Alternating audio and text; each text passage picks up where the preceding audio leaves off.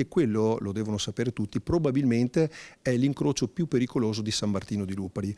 Un incrocio che nel corso degli anni ha visto ipotizzarsi varie soluzioni. L'incrocio pericoloso cui si riferisce il sindaco Fiore è quello lungo la provinciale 78 nella frazione di Monastiero, dove dovrebbe sorgere una rotatoria che pare però non piaccia ad alcuni residenti, a cominciare dalle dimensioni ritenute esagerate, che si sono rivolti alla nostra emittente. È proprio il primo cittadino che spiega l'importanza della realizzazione dell'opera per la messa in sicurezza dell'intera zona. Volevo precisare che questa rotatoria innanzitutto non solo garantirà un'intersezione sicura, cosa che oggi non è, ma consentirà di mettere anche in sicurezza le fermate degli autobus, prevedendo di marciapiedi, salvaguardando proprio quel centro di Monastiero che qualcuno dice che viene in qualche modo trascurato o danneggiato.